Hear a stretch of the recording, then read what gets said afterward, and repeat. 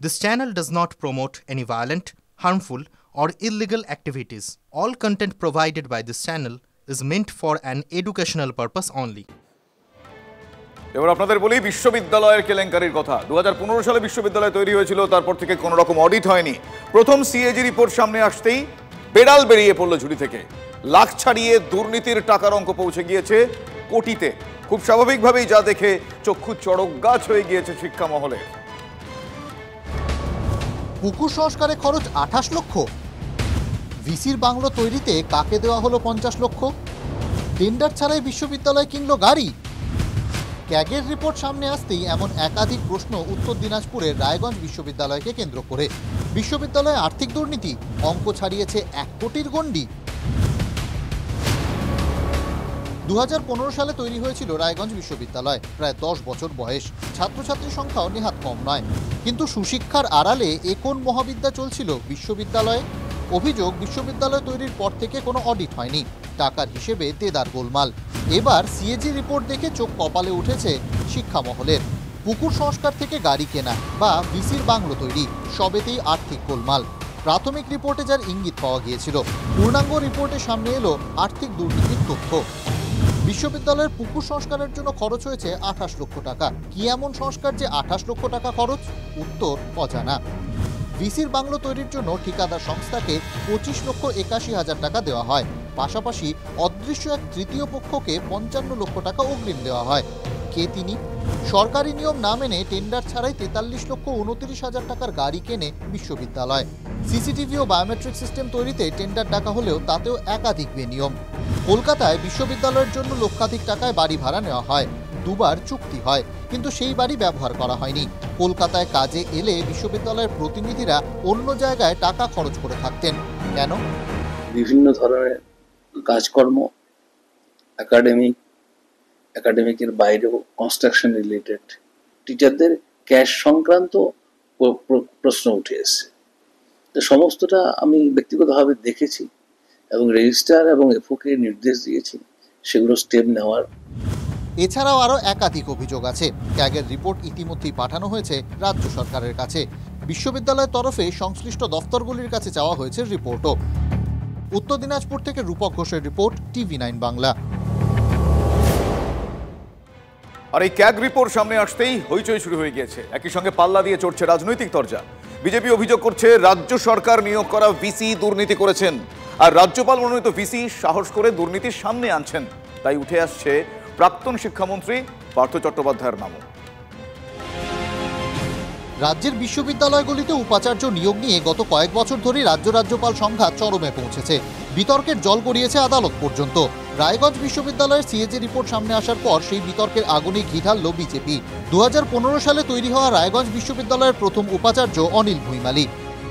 বিজেপির অভিযোগ, প্রাক্তন উপাচার্য অনিল ভুইমালি প্রাক্তন শিক্ষামন্ত্রী পার্থ চট্টোপাধ্যায়ের পিএইচডির গাইড হিসেবে কাজ করেছেন, আর তার পুরস্কার হিসেবেই নাকি রায়গঞ্জ বিশ্ববিদ্যালয়ের উপাচার্য পদ পান। 2015 থেকে 2021 পর্যন্ত উপাচার্য পদে ছিলেন অনিল ভুইমালি। 2021 থেকে 2023-এর মধ্যে আরও 2 জন উপাচার্য নিয়োগ করা হয় রায়গঞ্জ বিশ্ববিদ্যালয়ে। তারপর উপাচার্য হিসেবে রাজ্যপাল নিয়োগ করেন দীপক কুমার রায়কে। বিজেপির অভিযোগ, অনিল কুমার ভুইমালির পর্বেই সব থেকে বেশি দুর্নীতি হয়েছে, যা নাকি জেনেও চুপ ছিল রাজ্য। চোর শিক্ষামন্ত্রীর দ্বারা নিযুক্ত ভিসি, যিনি সেই মহাশয়কে পিএইচডিও করিয়েছিলেন, তাহলে কি ধরনের দুর্নীতি হয়েছে সেই সময়টা, যার সময় কোনো অডিটই হয়নি? রাজ্যপাল মনোনীত ভিসি এখন সাহস করে অডিটটা করিয়েছেন এবং লক্ষ লক্ষ নয় কোটি কোটি টাকার দুর্নীতি আমাদের সামনে আসছে। প্রত্যেকটি ক্ষেত্র, শিক্ষা ক্ষেত্র, স্বাস্থ্য ক্ষেত্র, পঞ্চায়েত, পুরসভা, সর্বত্র কোটি কোটি টাকার দুর্নীতি। তারই প্রতিফলন এবারে রিপোর্টে আমরা দেখছি। যদিও বিরোধী বিজেপির তোলা এই অভিযোগকে গুরুত্ব দিতে নারাজ রাজ্যের শাসক দল। তাদের মতে রাজনৈতিক বিতর্ক তৈরি করার চেষ্টা করছে বিরোধী দল। ক্যাগের আইন অনুযায়ী ক্যাগের রিপোর্ট দেখে যা ব্যবস্থা নেওয়ার সেটা তারা নিতেই পারে। এর সাথে আমাদের দলের কোনো যোগাযোগ নাই, এর সাথে আমাদের মন্ত্রীর কোনো যোগাযোগ নেই। কোথায় গেলাস কেনার টাকা পর্দায় গেছে, পর্দার টাকা গেলাসে গেছে, ওই অত বড় বইতে এগুলো সব ভরি ভরি থাকে, সব জমানায় থাকে। ফলে এই মুহূর্তে এই নিয়ে আমি কোনো মন্তব্য করব না। রায়গঞ্জ বিশ্ববিদ্যালয়ের দুর্নীতি প্রসঙ্গে বিজেপির অভিযোগে নতুন মাত্রা পেল বিতর্ক। উঠে এলো প্রাক্তন শিক্ষামন্ত্রী পার্থ চট্টোপাধ্যায়ের নামও। রূপক ঘোষের রিপোর্ট, TV9 বাংলা।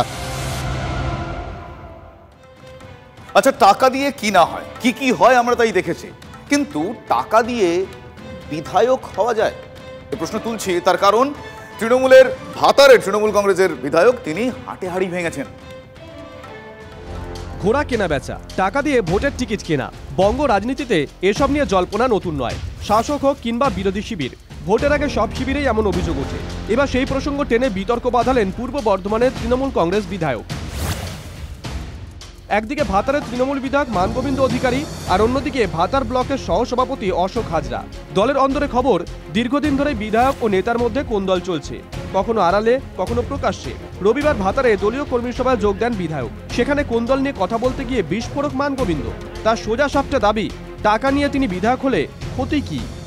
অনেকে আমাকে গাল দিয়েছে যে আমি এই হয়েছে, অমুক হয়েছে, টাকা এমএলএ হয়েছি। আরে সে আমার আত্মীয়, আমাকে টাকা দিয়েছে, আমি এমএলএ হয়েছি, তো ক্ষতি কি আছে? তার মানে 2021 সালে বিধানসভা ভোটে তাহলে কি এই ফর্মুলাতেই বাজিমাত করেছিলেন বিধায়ক মশাই? মানগোবিন্দ অধিকারীর এমন স্বীকারোক্তিতে দলের অন্দরে জোর চর্চা শুরু হয়েছে। তবে এবারই প্রথম নয়, মুখ খুলে এর আগেও বিতর্কে জড়িয়েছেন ভাতারের তৃণমূল কংগ্রেস বিধায়ক। দুর্গাপুজোর সরকারি অনুদান নিয়ে ক্লাবগুলোকে হুঁশিয়ারি দিতে গিয়ে বিধায়ক বলেছিলেন, মাননীয় মুখ্যমন্ত্রী যে টাকাটা দিচ্ছে তার ছবি যেন প্রত্যেকটা প্যান্ডেলে টাঙানো থাকে। অনেকে টাকা নিচ্ছেন কিন্তু মুখ্যমন্ত্রী ছবি টাঙাচ্ছেন না, তাহলে আমরা টাকাটা নেবেন না। যারা মুখ্যমন্ত্রী ছবি টাঙাতে তাদের অসুবিধা, তারা টাকাটা না নেয় ভালো।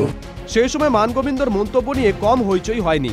এবার ভাতারে তৃণমূল বিধায়কের টাকা দিয়ে বিধায়ক হওয়ার মন্তব্যে ময়দানে বিরোধীরা। এদের একটাই নীতি, সেটা হচ্ছে দুর্নীতি। নেতা মন্ত্রী হতে গেলে যে দলকে টাকা দিতে হয়, এটা খুব সুস্পষ্ট প্রমাণিত ছিল। আজকে তাদেরই দলের বিধায়ক মানগোবিন্দ অধিকারী নিজের নির্বাচনী ক্ষেত্রে কথাটা বলে সর্বসমক্ষে এটা স্বীকার করে এটা সাধারণ মানুষের কাছে আরো সুস্পষ্টভাবে এই জায়গাটা ক্লিয়ার করে দিলেন। এক ধাপ এগিয়ে প্রাক্তন প্রদেশ কংগ্রেস সভাপতির খোঁচা, দিদি তো বলছেই পয়সা ফেঁকো, তামাশা দেখো। দিদির দলের লোকরা এমএলএ হবে, টাকা দিয়ে ক্ষতি কি আছে? এমএলএর পর তারা বলবে এবার আমাদের কাজ মেরেলে, অর্থাৎ মেরে খা। তাই জন্য টাকা দিয়েছে, ইনভেস্টমেন্ট হয়েছে, ইনভেস্টমেন্টের পয়সা তুলতে হবে, তাই মেরেলে করতে হবে। সুযোগ আছে, এবার মেরে খা, মানে এমএলএর জায়গায় মেরেলে। তৃণমূল কংগ্রেসে এই ধরনের নমিনেশন টাকা দিয়ে এ ধরনের কোনো ঘটনা তৃণমূল কংগ্রেসে, আর যদি উনি কনভিন্সড হয়ে থাকেন তাহলে তিনি তার দলের লোকদের বলে দেবেন যে কাকে দিয়েছিলেন, কেন দিয়েছিলেন ইত্যাদি। মুখ ফসকে বিতর্ক বাঁধিয়েছেন। পরে অবশ্য ভাতারের বিধায়কের দাবি, টাকার কথাটা রটনা মাত্র, এক আত্মীয়র বিরুদ্ধে কিছু কথা বলা হচ্ছিল, আমি তাই এ কথা বলেছি, এমনটাই দাবি করেছেন মানগোবিন্দ অধিকারী। বর্ধমান থেকে মনোতোষ পোদ্দারের রিপোর্ট, TV9 বাংলা। কিভাবে ট্যাব কেলেঙ্কারি, কিভাবে পোর্টালের পাসওয়ার্ড জেনে ট্যাবের টাকা গায়েব? লালবাজার সূত্রে খবর, তদন্তকারীদের তা একেবারে হাতে কলমে করে দেখিয়েছেন মূলচক্রী চোপড়ার ধৃত প্রাথমিক শিক্ষক দিবাকর দাস। তদন্তকারীরা জানতে পেরেছেন পড়ুয়াদের ট্যাবের টাকা হাতানোর পর তা যাতে নিরাপদে ঘুরপথে নিজের হাতে নিয়ে আসা যায়, সেজন্য রীতিমতো পরিকল্পনা সাজানো ছিল দিবাকরের। সরকার 10,000 টাকা করে দেবে এই প্রলোভন দেখিয়ে অন্যের ব্যাংক অ্যাকাউন্ট ভাড়া নিতেন চোপড়ার ধৃত প্রাথমিক শিক্ষক। তারপর সেখান থেকে খুব ঠান্ডা মাথায় নিজের কাছে ফেরত নিয়ে আসতেন দিবাকর দাস। পূর্ব মেদিনীপুরে ধৃত শিক্ষকের সঙ্গে তার যোগাযোগ ছিল বলে পুলিশ সূত্রে জানা গিয়েছে।